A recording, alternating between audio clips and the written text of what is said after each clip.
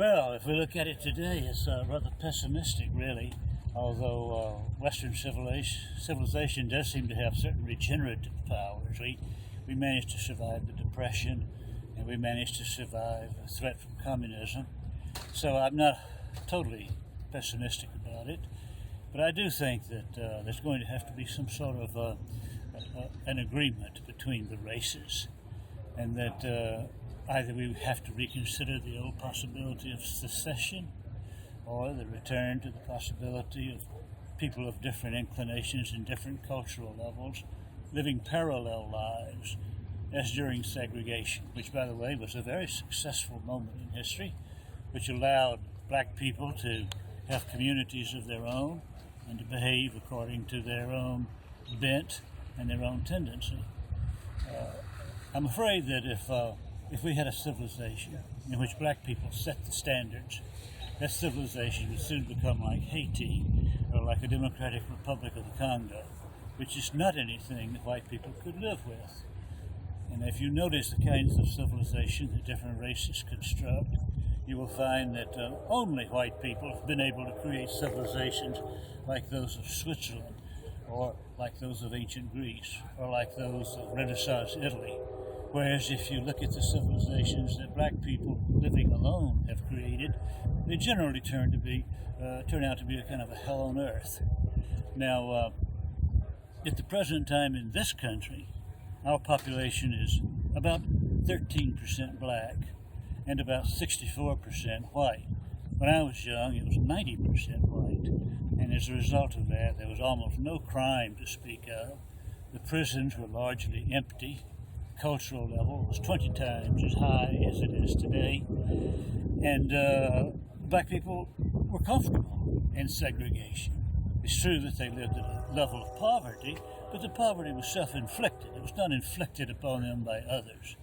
So I think that although they would have a lower level of prosperity and a lower standard of living, black people would be actually more comfortable in a society of their own.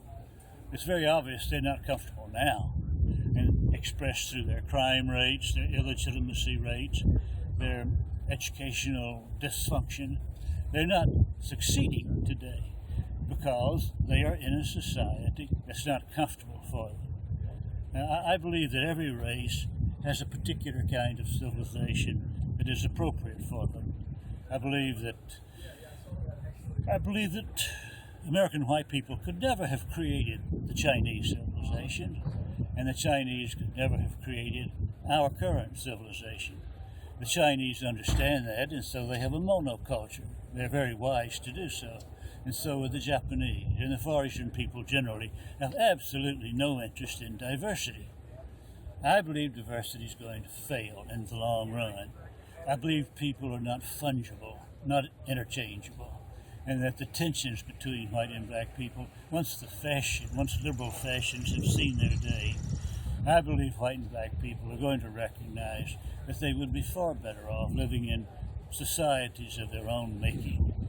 So I'm not giving up on Western civilization, although it's unbelievably discouraging. And now, particularly the cultural level of modern America, the literature, the god-awful quality of television, the politically correct pornographic movies that are shoved down our throat. We can do better than that. And this group that met today are the very kind of people who might be able to reinstill those values in Caucasian civilization. It's hard to be optimistic when you're 73 years old and you know nothing good's going to happen during the rather short time you have left. But for my grandchildren, I'm not totally without hope. I think that our future society is going to demand people with ability, people with intelligence, and that will have a self-segregating effect. You're not going to have very many black people or Hispanics becoming nuclear physicists. You're not going to have very many of them joining the controlling elite in this country. White people will, and no doubt Jewish people will, and no doubt some Asian people will. So it looks like the country might become intellectually divided, if not geographically. Right. So that you would have a ruling elite composed of people who have been to graduate school, who can do things and who are literate, and no amount of government coercion is going to be able to reverse it or overrule it.